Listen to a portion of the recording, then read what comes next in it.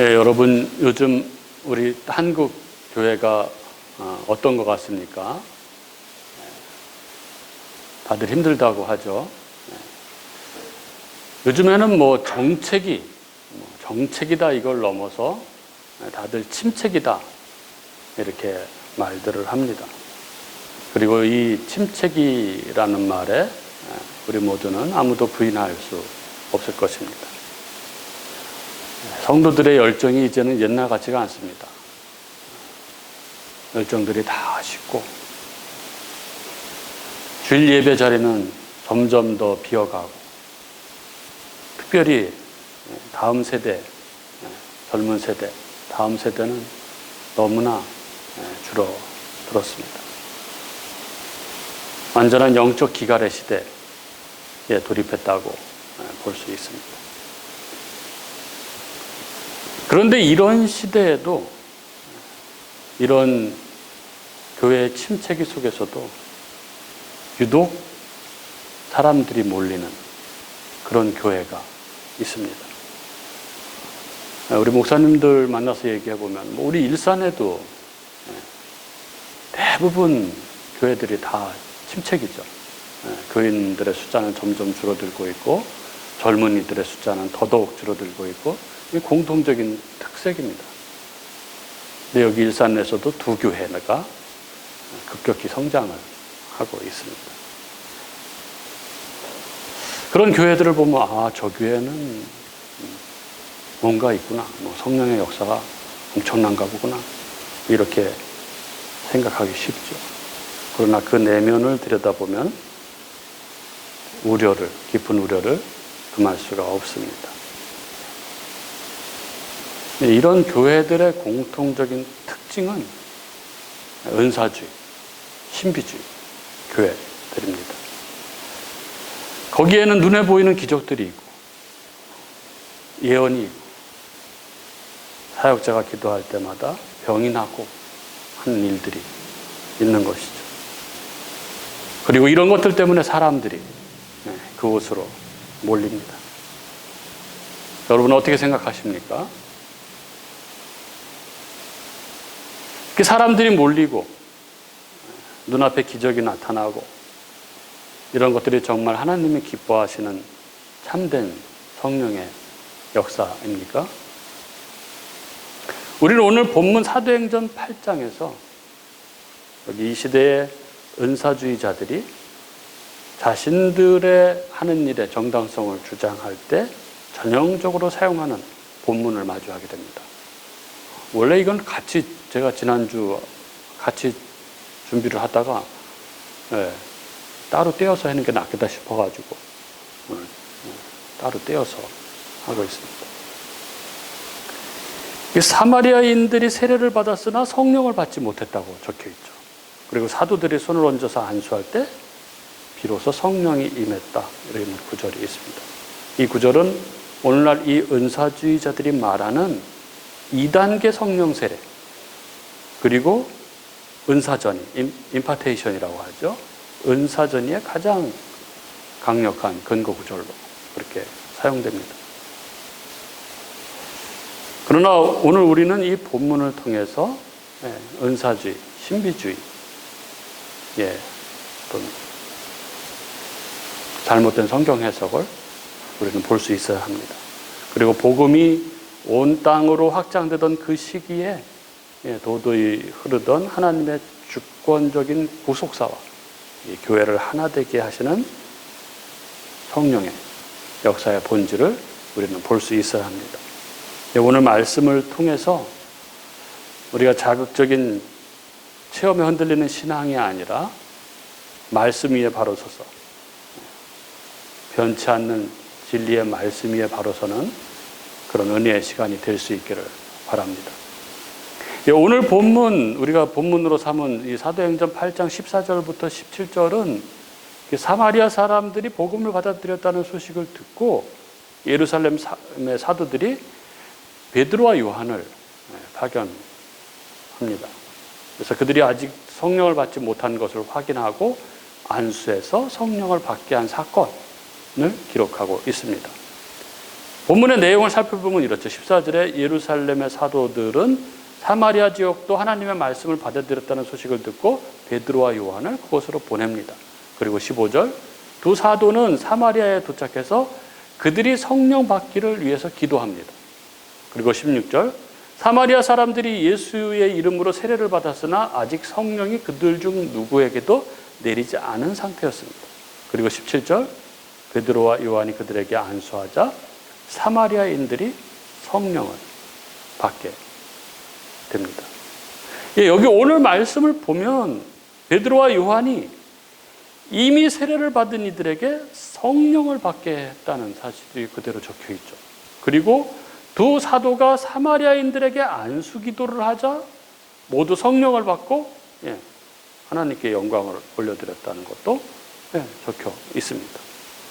그리고 이 말씀을 근거로 은사주의 진영에서는 이것이 그들이 주장하는 2단계 성령 세례 그리고 은사전 임파테이션의 성경적 근거라고 주장을 합니다.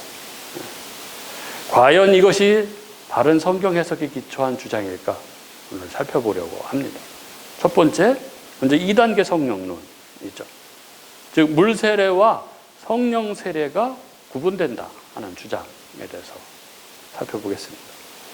은사주의 진영에서는 이 성부, 성자, 성령의 이름으로 세례를 받았다 하더라도 2차 성령 체험을 해야 한다 이렇게 말합니다. 그래서 2차 성령 체험이 없으면 물로 세례를 받은 건 아무 소용이 없다 이렇게 말하죠. 즉 물 세례는 사람이 물로 하는 세례요, 성령 세례는 그 후에 성령께서 주시는 특별한 체험이라고 이렇게 구분을 하는 것입니다. 이렇게 이들은 성령 세례를 중생과 다른 사건으로 보기 때문에 이 자연스럽게 그리스도인들의 삶에 이 두 번째 은혜가 필요하다는 결론으로 가는 것이죠. 그러나 이것은 성경적이라고 할 수 없습니다.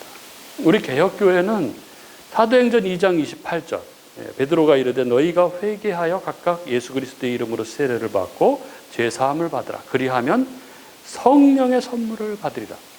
그리고 로마서 8장 9절 만일 너희 속에 하나님의 영이 거하시면 너희가 육신에 있지 아니하고 영에 있나니 누구든지 그리스도의 영이 없으면 그리스도의 사람이 아니라. 이 말씀에 근거해서 복음을 참되게 믿고 세례를 받은 자에게는 이미 성령이 내주한다고 믿고 또 그렇게 가르칩니다. 빌립의 전도를 받은 사마리아인들도 이런 성경에 기초해서 신학적으로는 이미 성령의 중생, 이 성령께서 중생시키는 이 역사를 경험한 상태, 즉 그들은 이미 성령을 받은 상태입니다. 세례 요한이 물로 세례를 주면서 뒤에 오시는 이는 무엇으로 세례를 준다고 하셨습니까? 성령으로 세례를 줄 것이다 이렇게 말을 했죠. 예수의 이름으로 주는 세례는 성령 세례 외에는 없습니다. 만약 예수 이름으로 주는 세례에 물 세례가 따로 있고 성령 세례가 따로 있다고 한다면 예수님이 성령으로 세례를 주신 분이시라고 하시는 이 성경의 말씀과 부딪히는 것이죠. 위배되는 것입니다. 사도행전 2장에서 베드로의 설교를 듣고 돌아온 3,000명에게 물 세례와 성령 세례가 별개로 주어졌다는 말은 성경 어디에도 없습니다. 또한 물로 세례를 받은 다음에 성령 세례를 받기 위해서 어떤 의식을 행했다는 기록도 없습니다. 그러나 그 3,000명 모두 성령 충만했다는 데 대해서는 누구도 이의를 제기하는 사람은 없을 것입니다. 그 3,000명은 세례를 받음과 동시에 성령 충만함을 받게 된 사람들입니다. 즉 예수 이름으로 받는 세례는 철저하게 성령 세례를 의미하는 것이죠. 디도서 3장 5절은 이렇게 말씀합니다. 우리를 구원하시되 우리가 행한 바 의로운 행위로 말미암지 아니하고 오직 그의 긍휼하심을 따라 중생의 씻음과 성령의 새롭게 하심으로 하셨나니. 예수의 피를 상징하는 물을 머리에 뿌리든지 아니면 온몸을 물에 담그는 침례를 하든지 그 형식이 어떠하든 간에 세례를 베풀 때는 성령께서 역사하시는 것이죠. 성령 없는 물 세례는 존재하지 않습니다. 그렇다면 오늘 본문이 말하고 있는 16절에 아직 내리지 아니하셨고, 이것은 어떤 의미일까요? 여기 성령이 내리지 않았다는 것은 구원 전반에 대한 부재를 이야기하는 것이 아니라 오순절날 예루살렘 교회에 임했던 그 오순절 성령 강림의 그 공적이고 가시적인 임재가 아직 사마리아 땅에 공식화되지 않았다는 것을 의미하는 것입니다. 그런 의미인 것이죠. 물론 개혁주의 교회에서도 물 세례와 성령 세례를 구별은 합니다. 그러나 시간적으로 구별하지 않고 효과적으로 구별하지 않습니다. 즉 물 세례는 성령 세례를 눈에 보이게 인치는 표인 것이죠. 이 사람이 성령 세례 받았다는 것을 공적으로 행하는 행사, 의식이 물 세례인 것입니다. 한 사람이 예수를 믿으면 성령께서는 그를 그리스도의 몸 안으로 세례하시죠. 그리고 교회는 그것을 물 세례라는 성례로 확인하는 것입니다. 따라서 물 세례와 성령 세례는 서로 다른 것이지만 회심 이후에 별도의 두 번째 체험으로 분리하지는 않는 것이죠. 그렇다면 하나님께서 왜 사마리아 교회에 이런 일을 행하신 것일까요? 우리 개혁교회는 이것이 교회의 분열 방지와 교회의 통일성을 드러내시기 위한 성령의 역사로 해석을 합니다. 즉 유대인과 사마리아인은 우리가 지난주에 나눈 것처럼 수백 년간 종교적, 민족적으로 서로 원수처럼 그렇게 지냈습니다. 만약 사마리아인들이 빌립의 전도 직후에 예루살렘 사도들과 아무런 상관없이 독자적인 성령 공동체를 형성했다면 기독교는 시작서부터 유대인 기독교와 사마리아인 기독교로 파편화되었을 것입니다. 따라서 하나님은 이 사마리아인들이 예루살렘 사도들의 권위 안에 들어오게 하시고 반대로 유대인 사도들은 사마리아인들을 그리스도 안에서 동등한 몸으로 받아들이게 하시려고 의도적으로 이 성령의 공적 가시화를 지연시킨 것입니다. 즉 교회의 통일성을 위한 역사였던 거죠. 이 구속사의 과도기에 있었던 단회적인 조치였던 것입니다. 그래서 이것을 오늘날 일반 모든 성도에게 반복되어야 할 정상적인 신앙의 순서로 보아서는 안 되는 것이죠. 그때 그 과도기에 그 구속사적으로 그 중요한 시기에 반드시 필요해서 한 번 하나님께서 행하신 역사로 보는 것입니다. 그것이 계속 반복되는 역사는 아니라는 것이죠. 그리고 두 번째, 이 은사주의 진영에서는 안수를 이 성령을 받는 수단 혹은 은사전이 임파테이션의 수단으로 봅니다. 이것은 성경적인 해석일까요? 사도행전에서 성령을 받기 위해서 안수하는 부분은 오늘 여기 이 본문과 또 뒤에 19장 6절 단 두 곳뿐입니다. 19장 6절에 바울이 그들에게 안수하며 성령이 그들에게 임하심으로 방언도 하고 예언도 하니 이런 구절이 있죠. 안수를 해서 성령 받게 한 것은 이 두 곳 외에는 없습니다. 그러나 성령은 안수 없이도 모든 믿는 자들에게 임했습니다. 오순절 마가의 다락방에 모인 120명에게도 안수 없이 성령이 임했습니다. 그리고 이방인 고넬료에게도 안수 없이 성령이 임합니다. 만약에 이들의 주장대로 성도가 안수를 통해서 성령을 받는다고 한다면 정말 큰 일인 것이죠. 그거는. 거기에는 엄청난 권력이 생기게 되는 것입니다.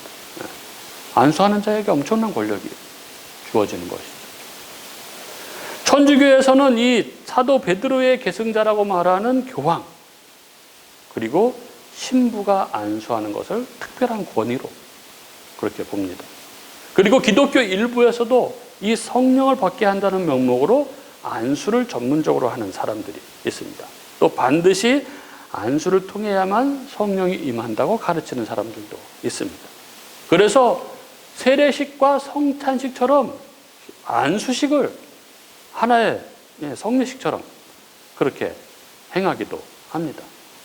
그러나 이것은 성경적으로 큰 모순이고 자칫 성도들을 엉뚱한 방향으로 이끄는 잘못된 성경 해석이라고 할 수 있습니다. 여러분, 성령은 무엇으로 받습니까? 갈라디아서 3장 2절에 이렇게 말하죠. 내가 너희에게 다만 이것을 알려 하노니 너희가 성령을 받은 것이 율법의 행위로냐 혹은 듣고 믿음으로냐. 예, 바울이 분명하게 묻습니다. 성령을 받은 이유가 무엇이냐? 무엇입니까? 예, 정답은 믿음으로입니다. 14절 이렇게 말합니다. 이는 그리스도 예수 안에서 아브라함의 복이 이방인에게 미치게 하고 또 우리로 하여금 믿음으로 말미암아 성령의 약속을 받게 하려 함이라. 예, 성령은 오직 믿음, 예수 그리스도를 믿음으로 성령을 받습니다.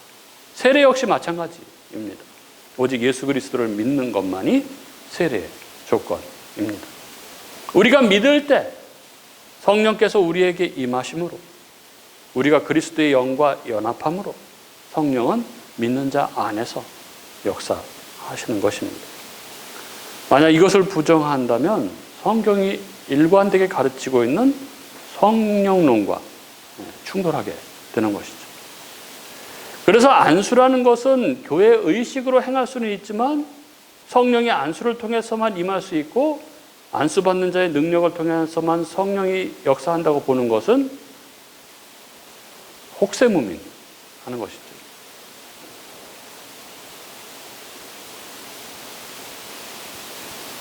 그렇기 때문에 현대교회에서 이 안수 때문에 일어나는 많은 부작용은 순수한 성령의 역사라고 보기 어려운 것입니다. 은사 집회에 가보면, 여러분 은사 집회 가보셨습니까?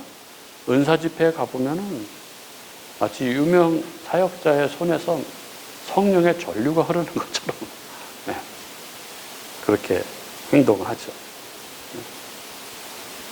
사람들은 사역자가 손을 얹으면 하나님의 은사와 능력이 자기에게로 이동된다고 그렇게 생각하고 그렇게 행동을 하죠.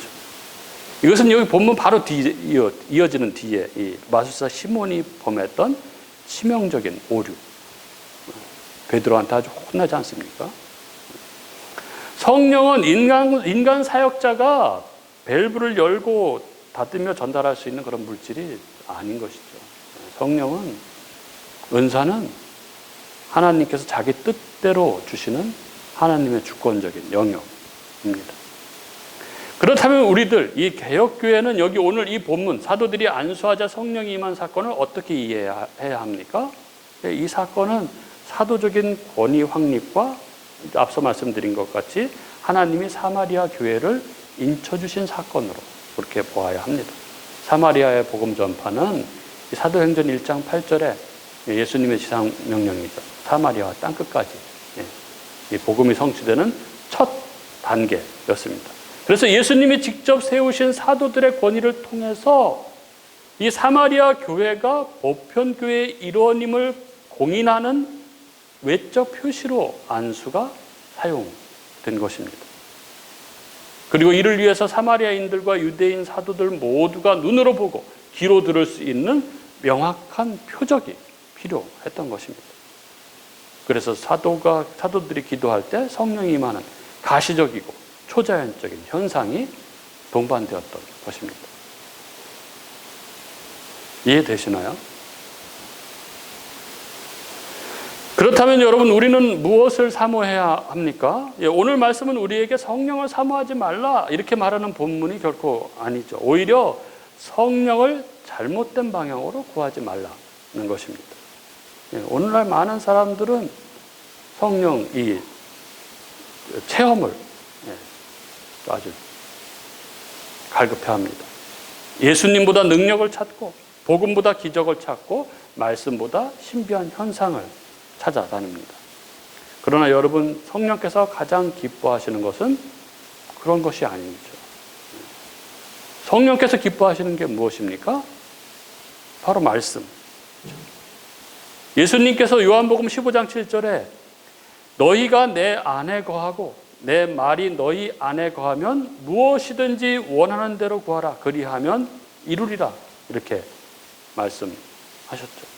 성령께서는 말씀을 통해서 우리를 거룩하게 하시고 말씀을 깨닫게 하시고 또 말씀대로 살 수 있게 하시는 것입니다.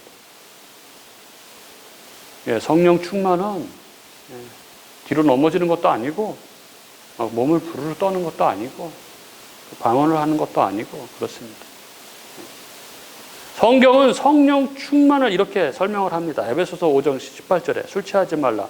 오직 성령의 충만함을 받으라. 이렇게 말씀하시고 나서 이어지는 모습들을 보면은 성령 충만한 모습이 어떤 모습이냐면 찬송하고 감사하고 서로 복종하고 가정을 사랑하고 직장에서 충성된 삶을 사는 것으로 이어지죠. 즉 성령 충만은 삶의 변화로 나타나는 것입니다. 성령 충만은 죄를 이기는 것입니다. 성령 충만은 예수를 닮아가는 것입니다. 성령 충만이 어떤 영적 권위를 추구하고 그런 제된 욕망을 추구하고 그리고 자기를 높이고 하는 것이 결코 아닌 것이죠. 그런데 왜 사람들은 새로운 체험을 찾아다니고 은사 집회를 찾아다니고 유명 사역자에게 안수를 받으려고 하는 것일까요? 복음만으로 부족하다고 생각하기 때문인 것이죠. 복음만으로 부족하다고 생각하는 것입니다. 복음은 무엇입니까? 우리가 죄와 사망에서 생명으로 옮겨지는 것입니다. 그리고 그렇게 생명으로 옮겨진 자들이 말씀을 통해서 성령의 인도하심을 따라서 거룩으로 성화되어 가는 것이죠. 그게 다입니다. 신앙은 구원받고 구원받은 자가 거룩으로 성숙해 가는 것, 그게 전부입니다. 그 외에 다른 것을 추구하는 것은 다 헛된 것을 추구하는 것이고 다 자기 욕망을 추구하는 것입니다.